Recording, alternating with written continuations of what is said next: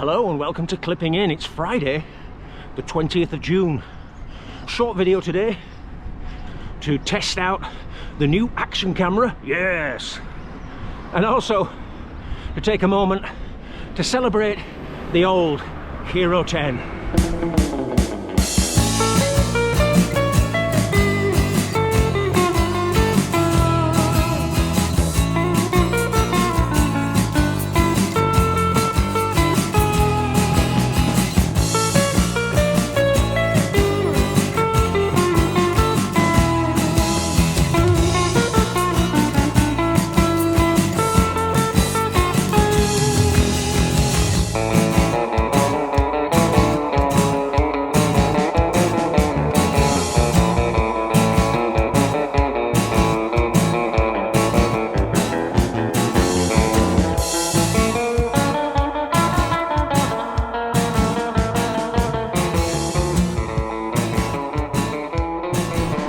Some of you might have seen a photograph I posted on Wednesday evening of the summit marker at Home Moss with the trusty Dolan titanium bike propped up against it.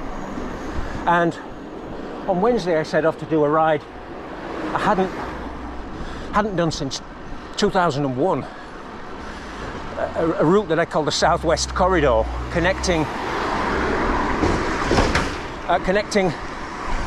Uppermill, Greenfield, part of Saddleworth with Mossley, Stalybridge, Mottram, Hadfield, and then the Devil's Elbow Road out of Glossop, Torside Reservoir, and then up Home Moss from that south side. It was a magnificent ride, a beautiful day, a little bit hot maybe after 12, but still. And there were some spectacular views. And as you'll imagine, it's 63 miles and I was doing my usual ride and talk all the way around, pointing things out. I even dropped into a few, I think, passable League of Gentlemen impressions, passing through the main street of Hadfield. Maybe I'll have to do that again, just for the impressions. But then when I got home, all the footage was useless. It was either black footage with corrupted soundtrack, or what you might call corrupted soundtrack with white noise, like when the old analog TVs had been knocked off station, like that. And no matter what I've tried with it, I've changed the SD card, changed the battery, I've gone through resets, factory resets and restarts and updates. Nothing, absolutely nothing. So I'm writing it off as an expired camera, and that left me with no choice really to buy a new one. So I've gone from a Hero 10 to a Hero 12, and in that time they've changed quite a lot of terminology. They've changed the menus around as well. So I'm still learning how it works. The fact that it used to be called video stabilization and it's now HyperSmooth. But I think it works in a similar way. So I thought what I should do before I head out this weekend to repeat that wonderful Southwest Corridor route, I'll test it on a little ride, go follow the routine, get this footage home and post a small video, see what it looks like. Main Street of Roberttown, also known as Bobtown.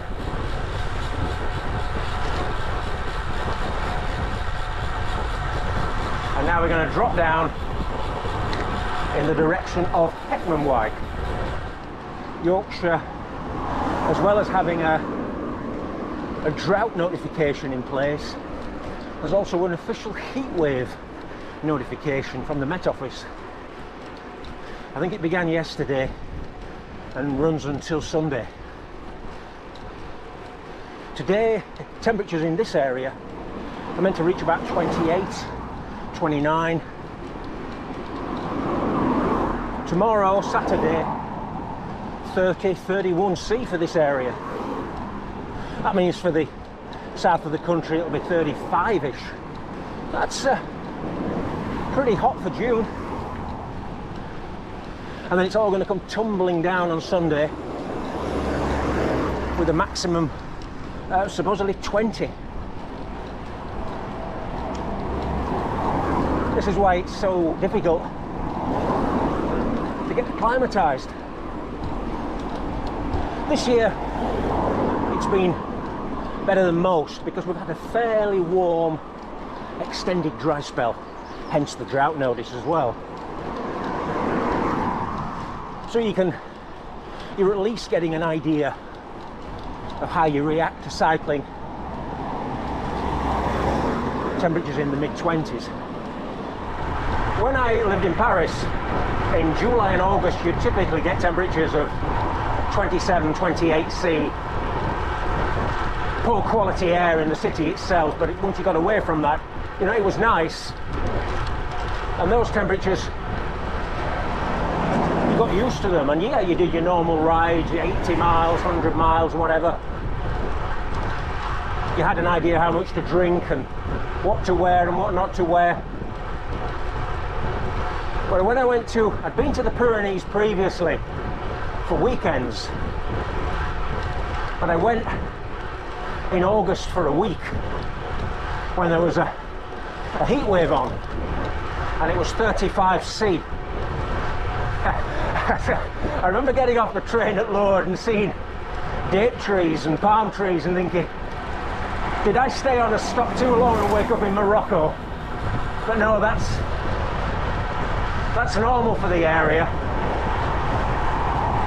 And although the Parisian temperatures have prepared me for warm weather riding,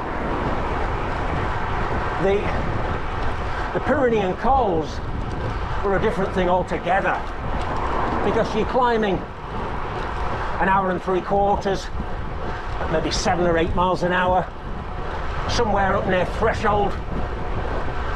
It's brutal. There's no cooling breeze. It's just oppressively hard. And I found that after, I think I did 3 days in the mountains and the hot weather continued, the rest of the time I headed north into the more rolling country just to get some cooling breezes when I was riding. This is Dridlington, by the way. We're heading on what used to be the super main road, the A58, Augusta Leeds. But since the bypass was plugged in, early 90s, traffic levels have dropped off on this road. It's not bad now for riding.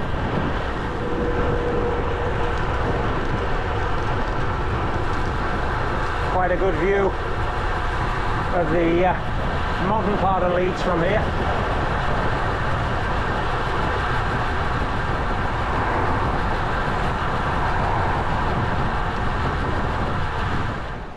I noticed that the new camera, the 12, has a lot of extra shooting modes. So I think it supports 4K at 120 frames per second. That'll be for super slow-mo for sports and things. I'm not likely to use that because all those extra frames per second kill your battery. I've noticed the difference between 30 and 60 when shooting at 4K, so unlikely.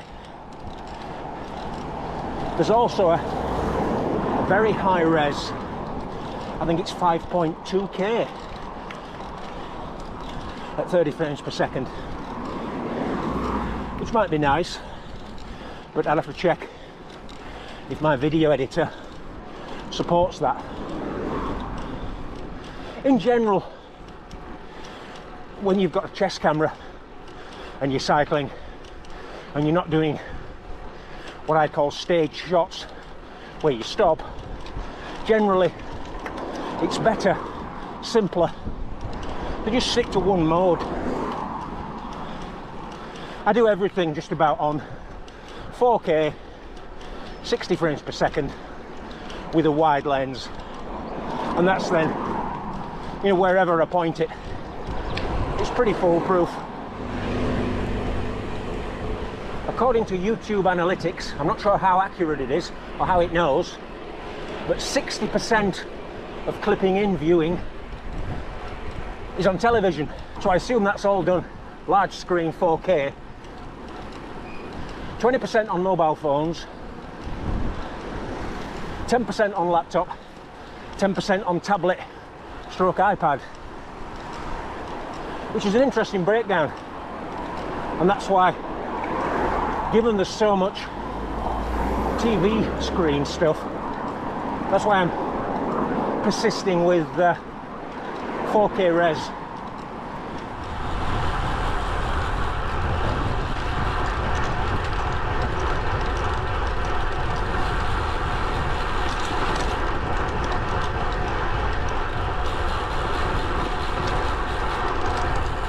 So hopefully now the Hero 12 has made its debut, and I'm hoping this footage, both audio and visual, will be useful and usable.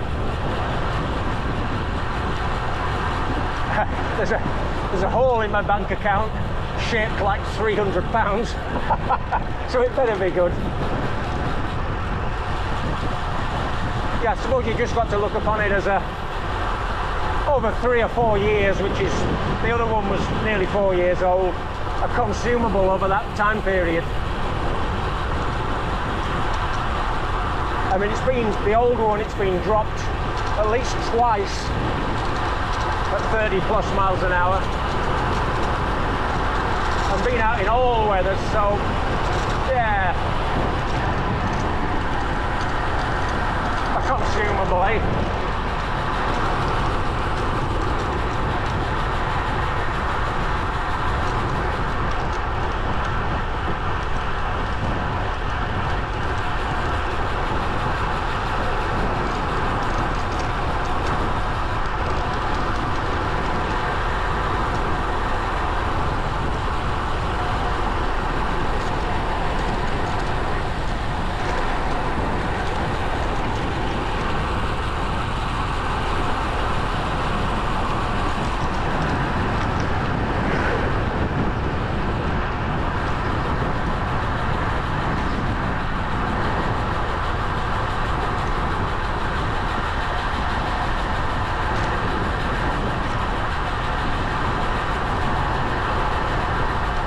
So that's the debut of the GoPro Hero 12.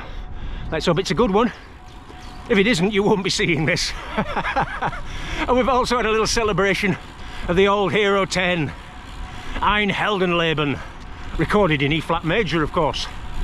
That's all for this short edition of Clipping In. See you all very soon, back out on the Yorkshire stroke Greater Manchester stroke Derbyshire roads. Bye bye.